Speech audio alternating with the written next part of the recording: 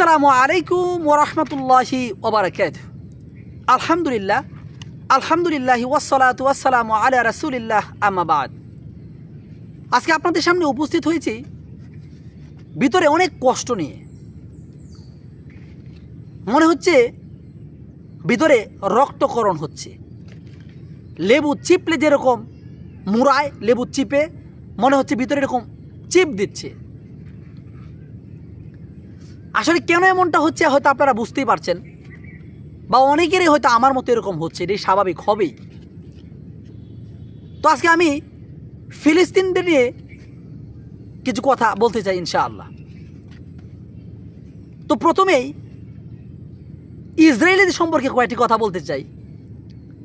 ভাইরা আমার, প্রিয় বোনেরা আমার, আপনারা সবাই জানেন এই দুনিয়া সৃষ্টির পর থেকে নিয়ে এখন পর্যন্ত যত জালেম সম্প্রদায় ছিল, যত জালেম এই দুনিয়াতে তৈরি হয়েছে, প্রত্যেকটা জালেমের পরিণতি কিন্তু আল্লাহ সুবহানাহু ওয়া তাআলা দেখিয়ে দিয়েছেন।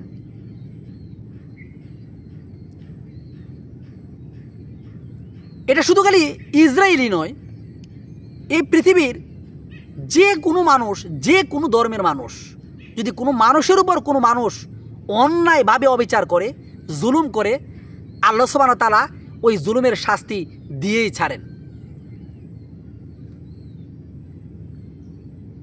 আমরা যারা ভাবতেছি যে এই যে এত পরিমাণ অত্যাচার হচ্ছে ফিলিস্তিনের উপরে, গাজাবাসীদের উপরে, নিরীহ মা বোন, ছোটো ছোটো নিষ্পাপ ছোটো ছোটো বাচ্চা, তাদেরকে এত কঠিনভাবে নির্যাতন তারা করছে, আপনারা হয়তো দেখছেন।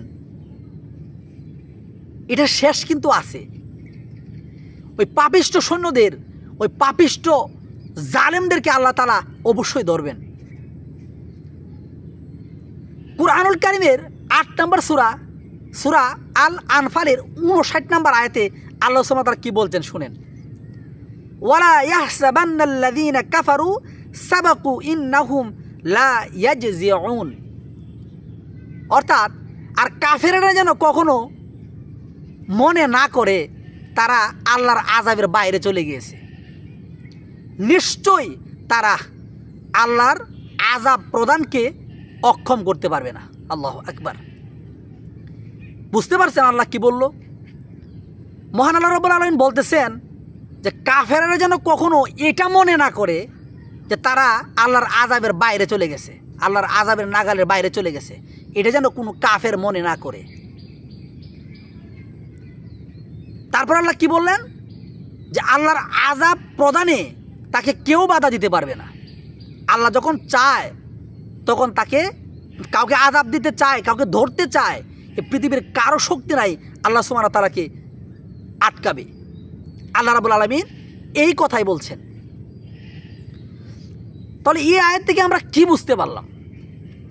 আমরা যারা আমার প্রিয়, আমার নিরীহ ভাই বোনদের কষ্টে, তাদের উপর যে নির্যাতন নিপীড়ন চলছে, তাদের দিকে তাকালে আমার যে কষ্ট হয়, আমাদের যে কষ্ট হয়, এই কষ্ট হয়তো আমরা মাঝে মাঝে ভাবছি যে ফিলিস্তিন শেষ, কবর হয়ে গেছে। আরে না ভাই, আল্লাহ সুবহানাহু ওয়া তাআলা তাদেরকে ধরবেন, এর শেষ আছে। ৮৫ নম্বর সূরা আল বুরুজের ১২ নম্বর আয়াত তো সবাই জানেন। আয়াতটা কি? ইন্না বাদশা রব্বিকা লাশাদীদ। নিশ্চয় তোমার রবের পাকড়াও বড় কঠিন। আমরা কিন্তু সবাই দেখি যে ছোট কোনো বাচ্চা যখন নাটায় হাতে নিয়ে যখন গুড়ি উড়ায়, তখন গুড়ি যখন যায়, তখন অনেক উপরে ওঠার পর গুড়ি কিন্তু মাথায় এরকম নাড়ে। সে বোঝায় যে আমি অনেক দূরে চলে আসছি, আমাকে আর পাবা না, আমি আর আসবো না। কিন্তু ঘুড়িটা যে ছেলে উড়াচ্ছে, নাটাইটা তো তার হাতে। এ ছেলে কিন্তু জানে যে নাটাই আমার হাতে, তুমি যতই না করো আমার কাছ থেকে তুমি দূরে চলে যেতে পারবা না। তাহলে আল্লাহর ধরা বড় কঠিন। আল্লাহ ছাড় দেন কিন্তু ছেড়ে দেন না। তবে যে সমস্ত পাপিষ্ট পশুরা, জালেমরা মুসলিম নিরীহ মা বোনদের উপর অত্যাচার করছে, তারা যেন কখনোই এটা মনে না করে যে তারা আল্লাহর আযাবের বাইরে চলে গিয়েছে। এটা কখনো না। আল্লাহ তাদেরকে ধরবেন। এখন আমাদের করণীয় কি? এই যে ফিলিস্তিনের মধ্যে এত অত্যাচার জুলুম চলছে মুসলিমদের উপরে, আমাদের করণীয় কি? আমরা কি করতে পারি? খন্দকার আব্দুল্লাহ জাহাঙ্গীর রাহিমাহুল্লাহর একটা কথা এই সমাজে প্রচলিত, সোশ্যাল মিডিয়ায়, ইউটিউব, তারপরে ইনস্টাগ্রাম, টুইটার, বিভিন্ন জায়গায় এই কথাটা অনেক বেশি আলোচনায় আসছে। অনেকেই বিভিন্নভাবে এই কথাটা পোস্ট করছে। খন্দকার আব্দুল্লাহ জাহাঙ্গীর রাহিমাহুল্লাহ উনি কী বলেছিলেন? যে বাংলাদেশের মানুষ ইসলামের চেয়ে আবেগী বেশি, অথচ ইসলাম আবেগের নাম না, ইসলাম জেনে বুঝে মেনে চলার নাম। তা আমাদের আবেগটা আসলেই বেশি। আমাদের করণীয় কি? প্রথমত যদি আমি বলতে চাই, আমি যদি বলি আমাদের করণীয়, আমরা আমাদের নিজেদের স্থান থেকে, নিজেদের জায়গা থেকে যে যেভাবে পারি ওই পাপিষ্ট জালেমদের বিরুদ্ধে প্রতিবাদমূলক পোস্ট করব, সম্ভব হলে প্রতিবাদমূলক সমাবেশ করব, সম্ভব হলে প্রতিবাদমূলক পোস্টার ব্যানার তৈরি করব। এটা আমাদের করণীয়। কারণ আমরা চাইলেই কিন্তু ওইখানে গিয়ে তাদের বিরুদ্ধে অস্ত্র হাতে নিয়ে যুদ্ধ করতে পারবো না। আমরা এই দিক থেকে অনেক অসহায়। তো আমরা এই কাজটা করতে পারি। সেই সাথে আমরা আরেকটা কাজ করতে পারি। কয়েকদিন আগে আবু তোহা আদনান হাফিজাউল্লাহ উনি একটা কথা বলেছিলেন যে ফিলিস্তিনের জন্য মায়া কান্না করে কোনো লাভ নাই, তাদের প্রয়োজন আর্থিক সহায়তা এবং সামরিক সাপোর্ট। এই কথাটা 100% সত্য। তাদের সত্যিই কিন্তু আর্থিক সহায়তার প্রয়োজন, সামরিক সাপোর্টের প্রয়োজন, তাদের জন্য মায়া কান্নার দরকার নাই। তবে আমি একজন মুসলিম হিসাবে, আপনি একজন মুসলিম হিসাবে যখন দেখি অন্য একটা মুসলিম ভাইয়ের প্রতি, বোনের প্রতি জুলুম হচ্ছে, নির্যাতন হচ্ছে, তখন চোখ দিয়ে অটোমেটিক্যালি পানি চলে আসে। এটা মুমিনের একটা লক্ষণ।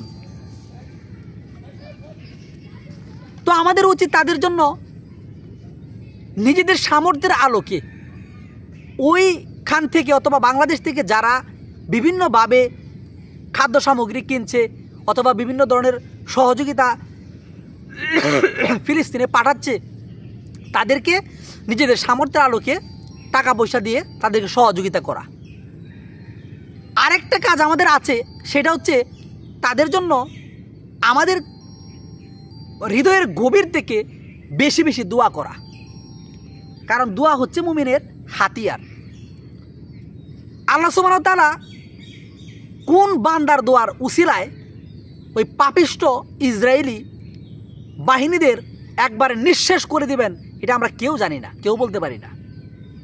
এই জন্য আমাদের প্রত্যেকেরই উচিত আমাদের স্ব জায়গায় থেকে, নিজেদের স্থানে থেকে প্রতিবাদমূলক পোস্ট করা, সম্ভব হলে প্রতিবাদমূলক মিছিল করা, প্রতিবাদমূলক পোস্টার ব্যানার তৈরি করা, এবং সেই সাথে তাদেরকে যতটুকু আমাদের সামর্থ্য কুলায় সহযোগিতা করা টাকা পয়সা দিয়ে।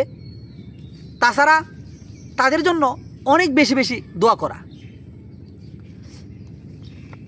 মহান আল্লাহ সুবহানাহু ওয়া তাআলা তার পবিত্র কুরআনুল কারীমে 14 নম্বর সূরা ইব্রাহিমে একটি আয়াতে আল্লাহ রাব্বুল আলামিন বলেন, রব্বানা গফিরলি ওয়ালি ওয়ালিদাইয়া ওয়ালিল মুমিনিনা ইয়াউমা ইয়াকুমুল হিসাব। হে আমাদের রব, অর্থাৎ হে আমাদের রব, যেদিন হিসাব কায়েম হবে সেদিন আপনি আমাকে, আমার পিতামাতাকে ও মুমিনদেরকে ক্ষমা করে দিবেন। আল্লাহু আকবার। এইটা আল্লাহ সুবহানাহু ওয়া তাআলাই আমাদেরকে শিখিয়ে দিয়েছেন। এই দোয়াটা আল্লাহ নিজে শিখিয়ে দিয়েছেন। আমরা যেন এই দোয়া পড়ি, আল্লাহুম্মা গফিরলি ওয়ালিদাইয়া ওয়ালিল মুমিনিনা ইয়াউমা ইয়াকুমুল হিসাব। এই দোয়া আমাদের বেশি বেশি করতে হবে। ওই পাপিষ্ট জালেমদের হাতে আমার যে সমস্ত মা বোনেরা, ভাইয়েরা, শিশু নিষ্পাপ বাচ্চারা শাহাদাত বরণ করেছে, তাদের জন্য আমরা বেশি বেশি দোয়া করব, যেন আল্লাহ সুবহানাহু ওয়া তাআলা তাদের ত্রুটিগুলো ক্ষমা করে দিয়ে তাদেরকে শহীদি মর্যাদা দান করে তাদেরকে জান্নাতের উচ্চ মাকাম দান করেন।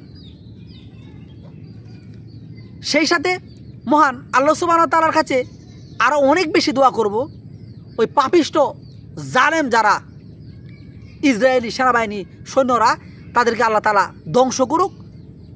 আর না হয় এই মুসলমানদের জন্য যা কল্যাণ সেটা আল্লাহ সুবহানাহু ওয়া তাআলা ফয়সালা করে দিক। তো আমি এই পর্যন্ত যতটুকু আমার জ্ঞানে ধরেছে আমি ততটুকু আলোচনা করার চেষ্টা করেছি। তো এই সবগুলো কথার যদি একটা ছোট্ট সামারাইজ যদি আমি করি, আমাদের প্রথম দায়িত্ব হলো আমরা আমাদের জায়গায় থেকে বিভিন্ন প্রতিবাদমূলক পোস্ট করা, ফেসবুকে, ইউটিউবে, টুইটারে, ইনস্টাগ্রামে যার যেখান থেকে সুবিধা হয় সেখানে প্রতিবাদমূলক পোস্ট করা, আর তীব্র নিন্দা জানানো, এবং আমার মুমিন মুসলিম ভাইদের জন্য আল্লাহ সুবহানাহু ওয়া তাআলার কাছে বেশি বেশি দোয়া করা, সম্ভব হলে নিজের সামর্থ্যের আলোকে তাদেরকে টাকা পয়সা দিয়ে সহযোগিতা করা। তো আমার এই ভিডিওটি যারা দেখতেছেন অথবা দেখবেন, প্রত্যেকের প্রতি আমার সবিনয় অনুরোধ, এই ভিডিওটি অন্য একটা ভাইকে শেয়ার করে দেখার সুযোগ করে দিবেন, যেন দেখে সেও কিছু বুঝতে পারে এবং আমল করতে পারে। আসসালামু আলাইকুম ওয়া রাহমাতুল্লাহ।